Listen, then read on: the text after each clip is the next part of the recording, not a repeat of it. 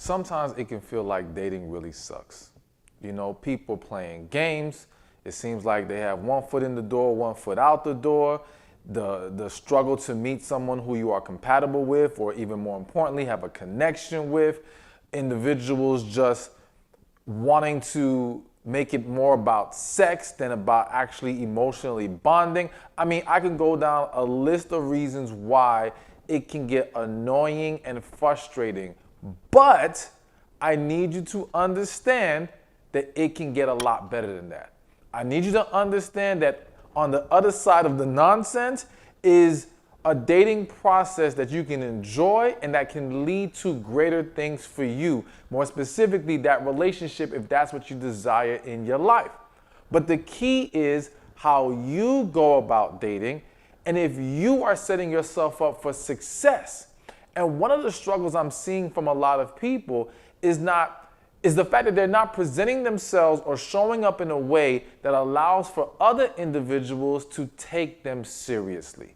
Sometimes you're going on these dates and that person just feels like you're the one playing games. You're the one with the one foot in, one foot out, or different other issues that we're going to talk about. So I want to help you understand the secrets to being taken seriously when dating.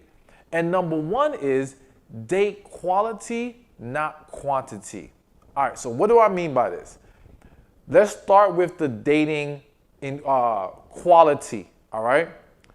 We have to understand that when we date, I don't want to say people who are beneath you. That's just wrong, okay?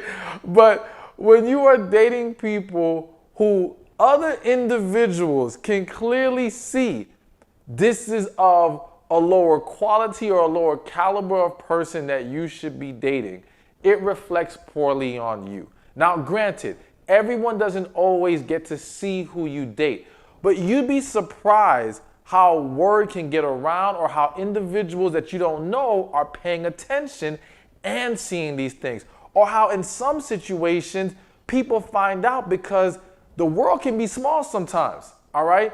And you could date this one individual and it turns out their friend is the cousin of your other friend who knows this person who works with you. And through that pipeline, they find out that's who you were dealing with. Now, let me make this clear. This can go both ways, men and women. But I want to give you a quick story of one time where there was a guy and he was dating this girl. And he viewed her as like, oh my gosh, this could be the one, all right? And so much so, he was doing everything in his power to be the most upstanding guy he could ever be. He wasn't trying to have sex with her. He was showing her all the effort and energy that she was looking for. I mean, this man was head over heels. So he's in this process, trying to make things happen. And I can't remember how long into it, but at some point, he ends up talking to a friend who it turns out he knows the girl that the guy I know is dating. All right, I hope you're keeping up with this. But and he reveals to him other men that she's been dealing with.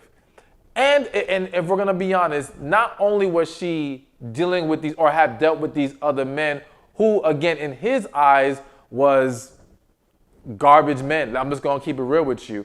But she slept with them and there was some other things. Now listen, we can always say that there are people out there who lie and who don't always tell the full story.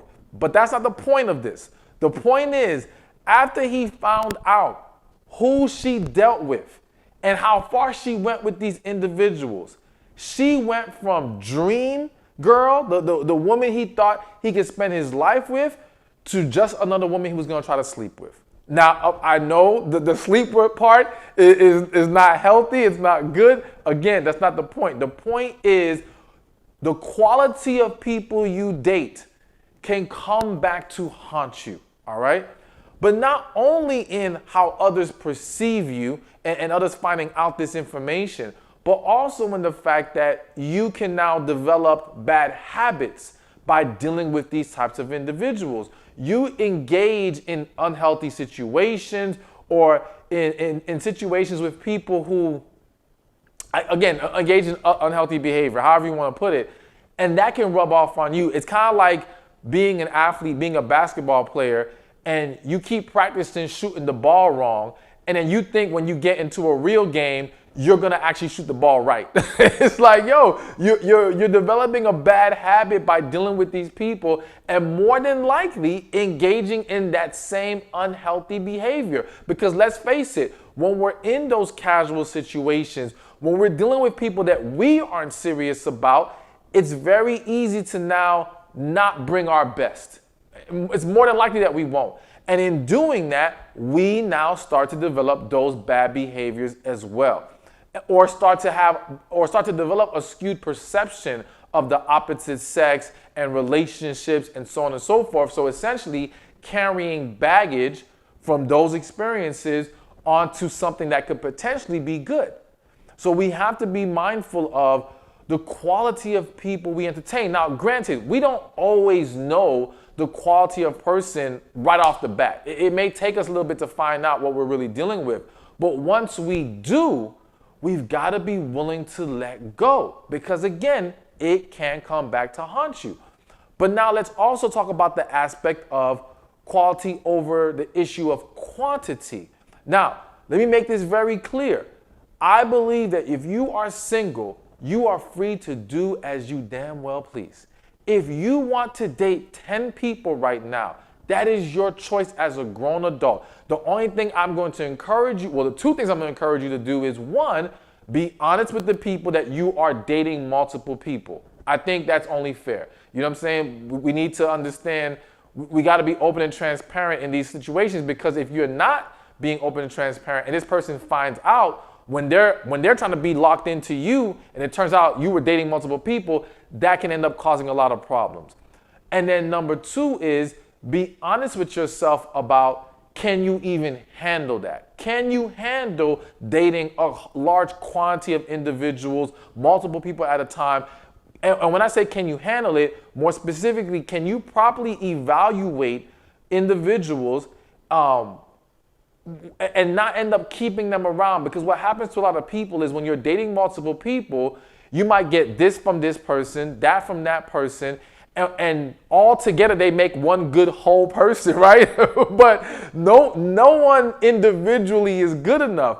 But because you like the different things, you keep them all. And so now you're dragging things along that you shouldn't be, all right?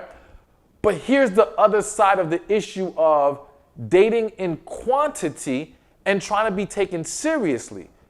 If someone came to you and said, hey, I want to get to know you, but hey, just so you know, I'm dating like 7 people right now, chances are you're not going to take them as seriously as the person who's only dating you.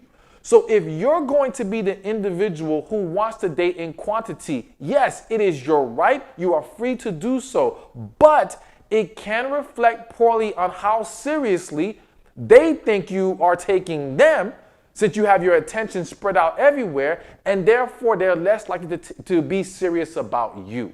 So you have to be mindful, and I would encourage you to focus more on quality dating and less on quantity dating. Hey, thank you for watching this video. Be sure to check this one out right here, and I'll see you there. And the other way that men will test you is with how you carry yourself. But I want to highlight right now social media, okay? So I was actually just at an event over the weekend, and the